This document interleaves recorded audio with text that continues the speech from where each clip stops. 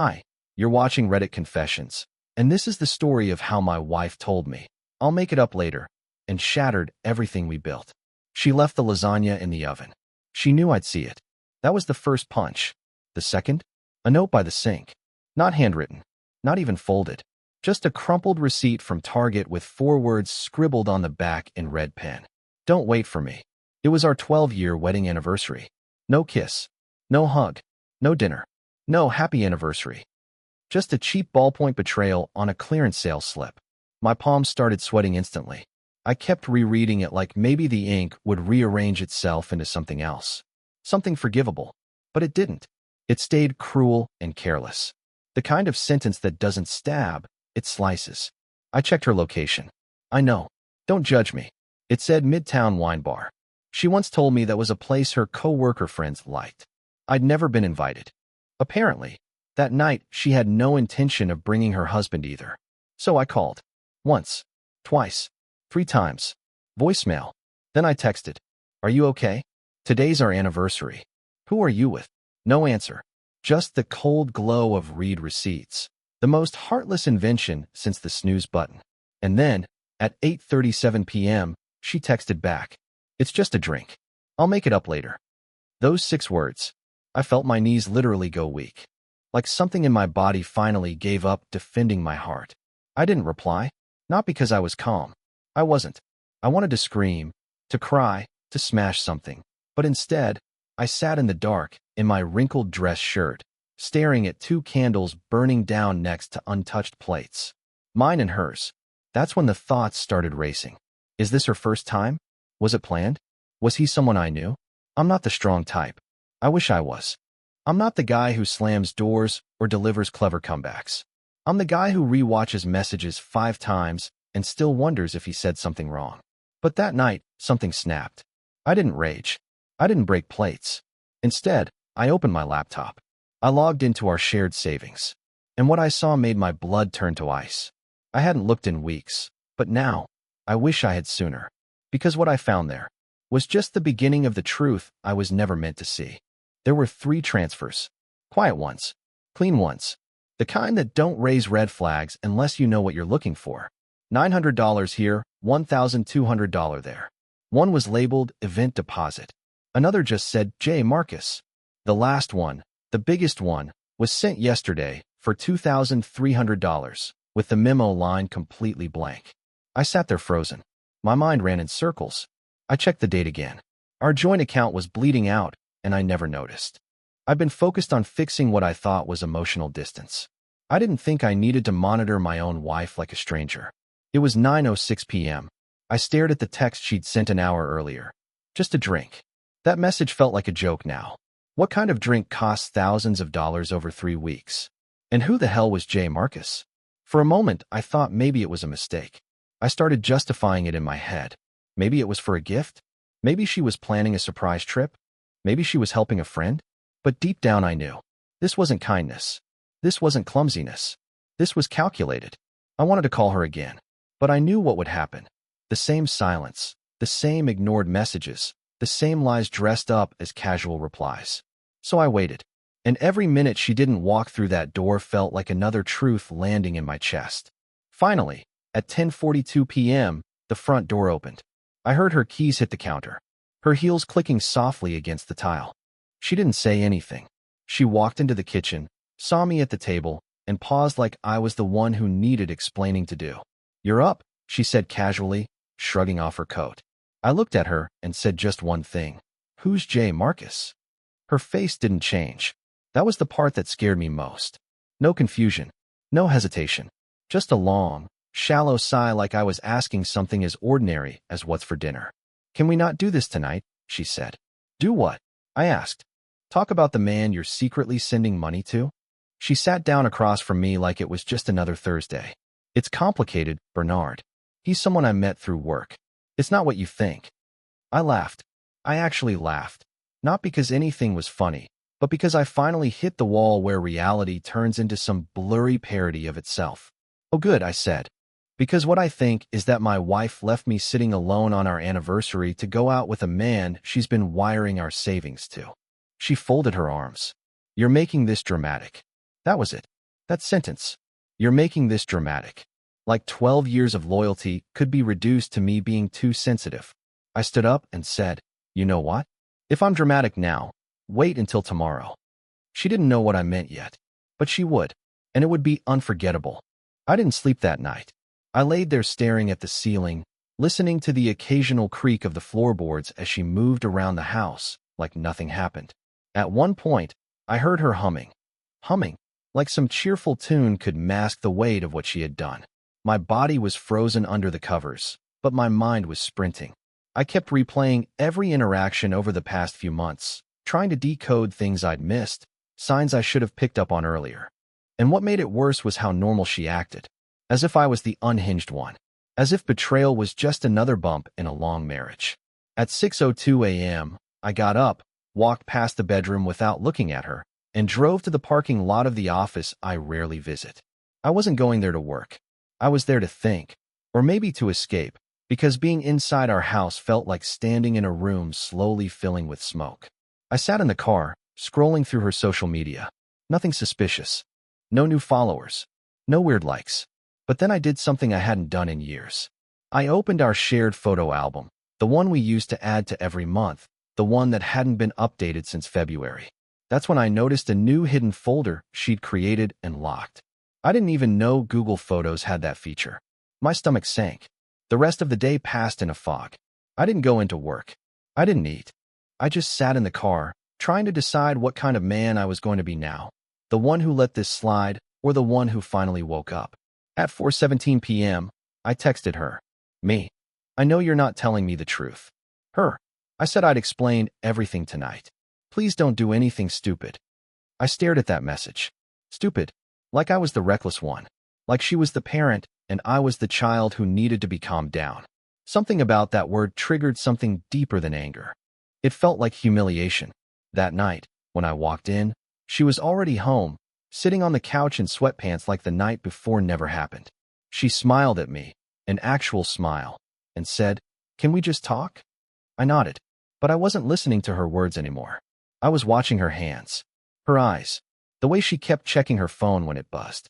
She told me that Marcus wasn't a threat, that he was just someone who helped her feel seen. She said it wasn't an affair, just emotional confusion, and that nothing physical had happened. Yet, that word did more damage than if she'd said yes outright. Because it meant she wanted to. It meant she was already there in her mind. The rest was just logistics. I didn't argue. I didn't yell. I just stood up, walked into our bedroom, and opened the closet. I didn't grab a suitcase. I grabbed a shoebox, the one where I'd kept every card, every note, every anniversary letter she'd ever written me. I carried it back into the living room, sat it between us, and said, "I want you to open this. And then I want you to explain how we got from those words to yet." She didn't move, didn't reach for the box, just stared at it like it might explode. And honestly, it already had. She didn't open the box. She didn't even touch it. She just stared at it like it was a coffin, and in a way, it was a coffin full of who we used to be. Love letters written in her handwriting, cards that said forever, silly sticky notes she used to leave in my lunch. They were all there. Tangible proof that at one point I mattered to her, that we mattered. But now, she couldn't even bring herself to lift the lid. "I don't need to read it, Bernard," she said, arms crossed, tone flat. "I know what's in there. You don't have to guilt-trip me with memories." I swear something cracked inside me right then. Not in an explosive way, not loud, but like a beam giving out under slow pressure. Her words were casual, but they hit like ice water to the soul. Guilt-trip me with memories. That's what our life had become to her, a guilt trip. I didn't yell. I didn't cry.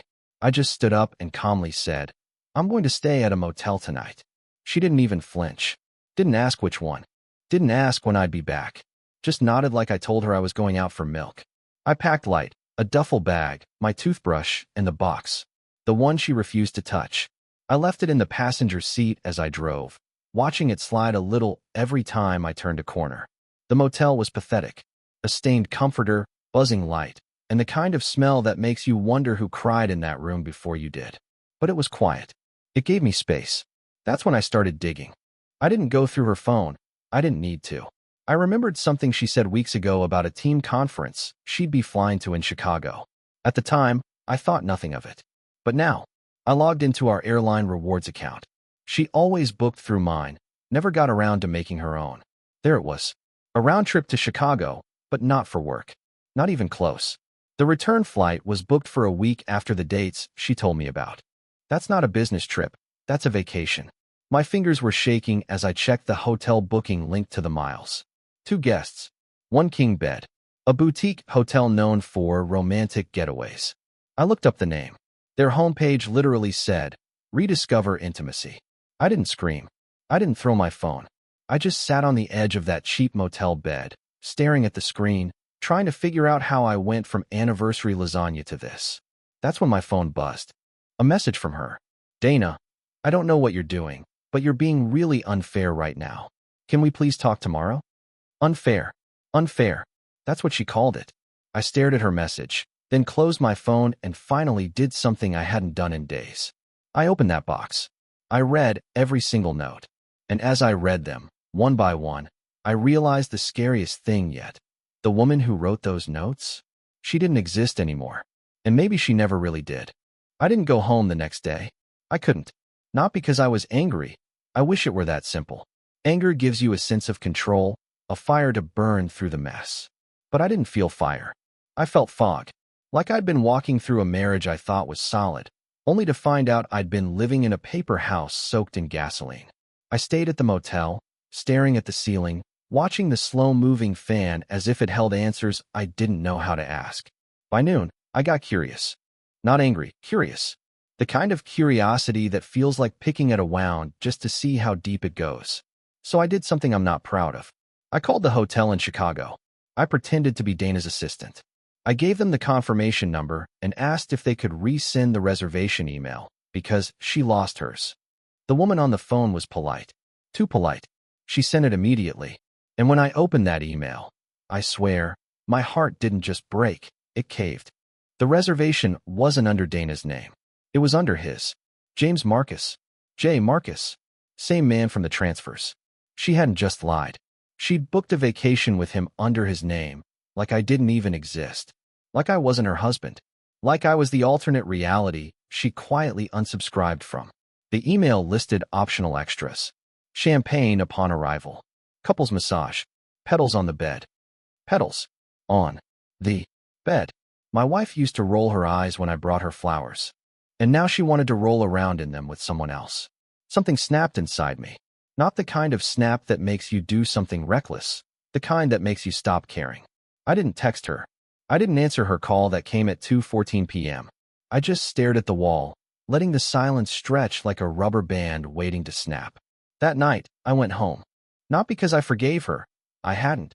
But because I needed to look her in the eye one last time before I made a decision I couldn't take back. When I walked in, she was at the table with a glass of wine, scrolling through her phone. No guilt on her face. No panic. She looked up and said, "I made pasta if you're hungry." I asked one question.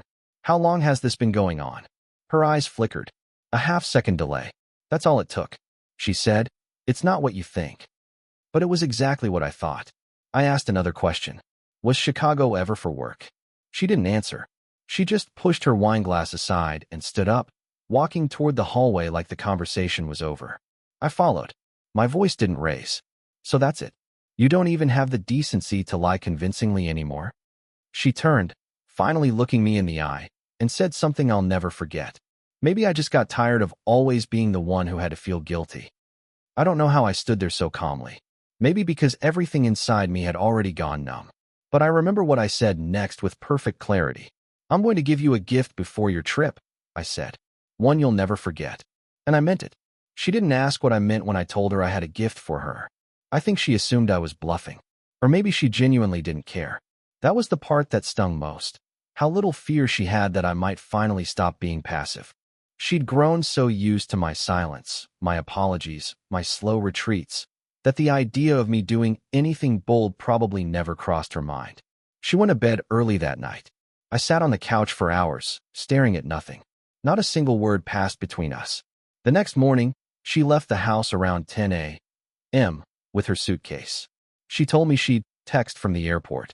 I watched her roll the bag out the front door like she was heading off to some corporate retreat. There was no kiss, no goodbye, just the click of the door behind her and the sudden, deafening stillness that followed.